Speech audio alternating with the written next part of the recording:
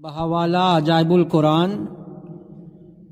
118 سال عمر بیٹے کی اور باپ کی عمر 40 سال 100 برس تک مردہ رہے پھر زندہ ہو گئے۔ بخت نصر کون تھا؟ قوم مالکہ کے ایک لڑکا ان کے بت نصر کے پاس لاوارث پڑا ہوا ملا۔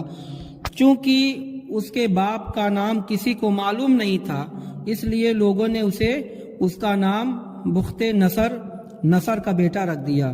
خدا کی شان، یہ لڑکا بڑا ہو کر کوہراساف بادشاہ کی طرف سے سلطنت بابل پر گورنر مقرر ہو گیا۔ پھر یہ خود دنیا کا بہت بڑا بادشاہ بن گیا۔ کچھ دنوں کے بعد عزیر علیہ السلام جب کسی طرح بخت نصر کی قید سے رہا ہوئے تو ایک گدھے پر سوار ہو کر اپنے شہر بیت المقدس میں داخل ہوئے۔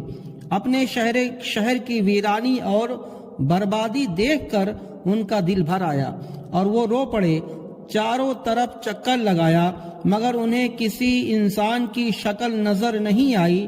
ہاں، یہ دیکھا کہ وہاں کے درختوں پر خوب زیادہ پھل آئے ہیں، پک کر تیار ہو چکے ہیں، مگر کوئی ان پھلوں کو توڑنے والا نہیں۔ یہ منظر دیکھ کر نہایت ہی حسرت و افسوس کے ساتھ بے اختیار آپ کی زبان مبارکہ سے یہ جملہ نکل پڑا، انا یحیی ھذہ اللہ بعد موتہا، یعنی اس شہر کے ایسی بربادی اور ویرانی کے بعد بھلا کس طرح اللہ تعالی پھر اس کو آباد کرے گا۔ پھر آپ نے کچھ پھلوں کو توڑ کر تناول فرمایا اور انگوروں کو نچوڑ کر اس شیرہ نوش فرمایا۔ پھر بچے ہوئے پھلوں کو اپنے جھولے میں ڈال لیا اور بچے ہوئے انگور کے رس کو اپنے مشک میں بھر لیا اور اپنے گدھے کو ایک مضبوط سی رسی باندھ دیا، اور پھر آپ ایک درخت کے نیچے لیٹ کر سو گئے اور اسی نیند کی حالت میں آپ کی وفات ہو گئی، آپ کا انتقال ہو گیا۔ اور اللہ تعالیٰ نے درندوں، پرندوں، چرندوں اور جن انسان سب کی آنکھوں سے آپ کو اوجھل کر دیا، کوئی آپ کو نہ دیکھ سکا، یہاں تک کہ 70 برس کا زمانہ گزر گیا۔ تو ملک فارس کے بادشاہوں میں سے ایک بادشاہ اپنے لشکر کے ساتھ بیت المقدس کے اس ویران میں داخل ہوا اور بہت سے لوگوں کو یہاں لا کر بسایا اور شہر کو پھر دوبارہ آباد کر دیا، اور بچے کچھے بنی اسرائیل کو جو اطراف و جوانب میں بکھرے ہوئے تھے سب کو بلا بلا کر اس شہر میں آباد کر دیا، اور ان لوگوں نے نئی نئی عمارتیں بنا کر اور قسم قسم کے باغات لگا کر اس شہر کو پہلے سے بھی زیادہ خوبصورت بارونق بنا دیا۔ جب حضرت عزیر علیہ السلام کو پورے 100 برس وفات کی حالت میں ہو گئے تو اللہ تعالیٰ نے آپ کو زندہ فرمایا، تو آپ نے دیکھا کہ گدھا مر کر سڑ کر اس کی سفید سفید گلی ہڈیاں ادھر ادھر بکھری پڑی ہیں، مگر تھیلے میں رکھے ہوئے پھل اور مشک میں رکھا ہوا رس بالکل ہی خراب نہ ہوا، نہ پھلوں میں کوئی تغیر، نہ رس میں کوئی بو اور یا بدمزگی پیدا ہوئی ہو۔ آپ نے یہ دیکھا کہ اب بھی آپ کی داڑھی اور سر کے بال کالے ہی ہیں، آپ کی عمر 40 برس کی اب بھی ہے۔ آپ حیران ہو کر سوچو بچار میں پڑے ہوئے تھے، آپ پر وحی اتری۔ اللہ تعالیٰ نے آپ سے پوچھا کہ اے عزیر، اب آپ کتنے برس تک یہاں رہے؟ تو آپ نے یہ خیال کر کے دن میں صبح کے وقت سویا تھا، اب عصر کا وقت ہو گیا۔ یہ جواب دیا کہ میں دن بھر یا دن بھر سے کچھ کم سوتا رہا۔ تو اللہ تعالیٰ نے فرمایا، نہیں اے عزیر، تم پورے 100 سال یہاں ٹھہرے رہے، اب تم ہماری قدرت کا نظارہ کے لیے ذرا اپنے گدھے کو دیکھو، اور اس کی ہڈیوں کا گل سڑ کر بکھر چکی ہیں، اور اپنے کھانے پینے کی چیزوں پر نظر کو ڈالو، ان میں کوئی خرابی اور بگاڑ نہیں پیدا ہوا۔ پھر ارشاد فرمایا، اے عزیر، اب تم دیکھو کہ کس طرح ہم ان ہڈیوں کو اٹھا کر ان پر گوشت پوست چڑھا کر ان گدھے کو زندہ کرتے ہیں۔ چنانچہ حضرت عزیر علیہ السلام نے دیکھا، اچانک ان بکھری ہوئی ہڈیوں میں حرکت پیدا ہوئی، ایک دم تمام ہڈیاں جمع ہو کر اپنے اپنے جوڑ سے مل کر گدھے کا ڈھانچہ بن گیا اور لمحہ بھر میں اس ڈھانچے پر گوشت بھی چڑھ گیا اور گدھا زندہ ہو کر اپنی بولی بولنے لگا۔ یہ دیکھ کر حضرت عزیر علیہ السلام نے بلند آواز سے کہا، اعلم ان اللہ علی کل شیء قدیر، میں یقین اور ایمان رکھتا ہوں کہ اللہ تعالی ہر چیز پر قدرت والا ہے۔ اس کے بعد حضرت عزیر علیہ السلام شہر کا دورہ فرماتے ہوئے اس جگہ پہنچ گئے جہاں پر ان کا مکان تھا۔ 100 برس پہلے آپ کا مکان تھا، تو نہ کسی نے آپ کو پہچانا نہ آپ نے کسی کو پہچانا۔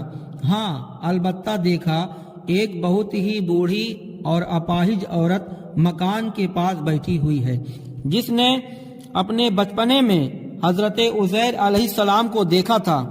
آپ نے اس سے پوچھا، کیا یہی عزیر کا مکان ہے؟ تو اس نے کہا ہاں۔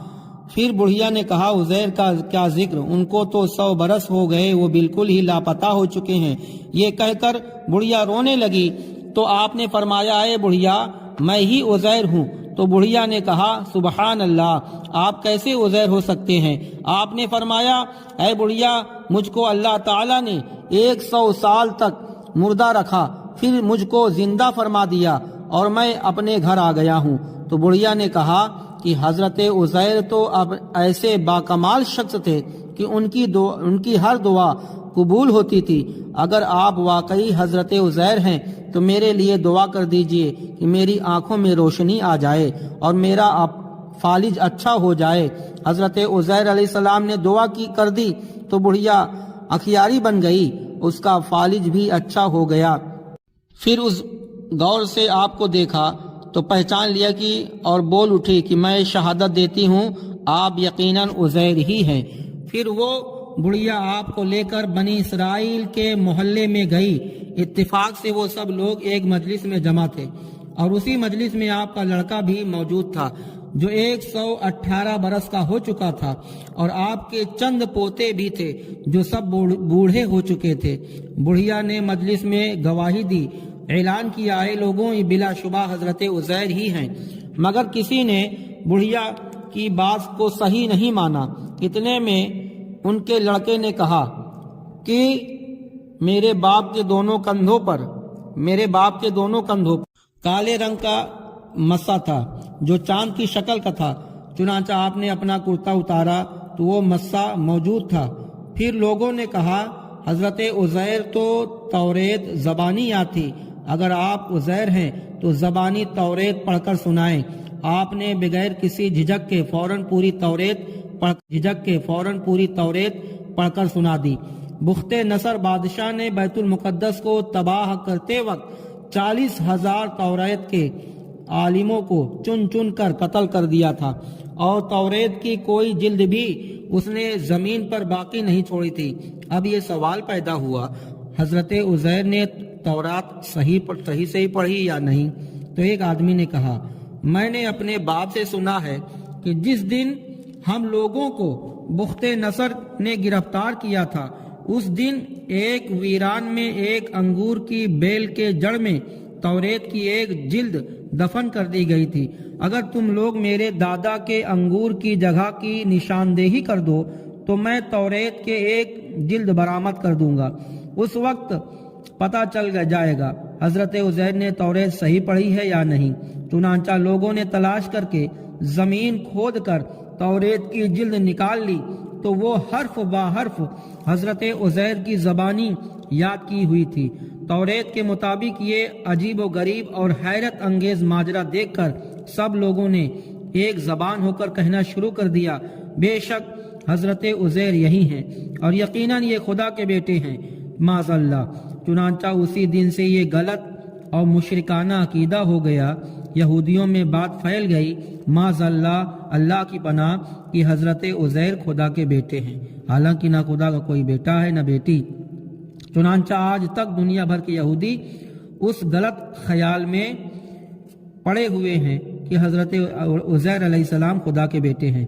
قرآن کریم فرقان حمید میں اس واقعہ کو اللہ تعالیٰ نے یوں نقل فرمایا، او کالذی مر علی قریۃ وہی خاویۃ علی عروشها قال انا یحیی هذه اللہ بعد موتها یا اس عزیر کی اس طرح جو ایک بستی بیت المقدس پر گزرے اور وہ اپنی چھتوں کے بل ڈھائی ہوئی پڑی ہوئی تھی، تو انہوں نے کہا اس بستی کو اس کی موت کے بعد اللہ کیوں کر جلائے گا؟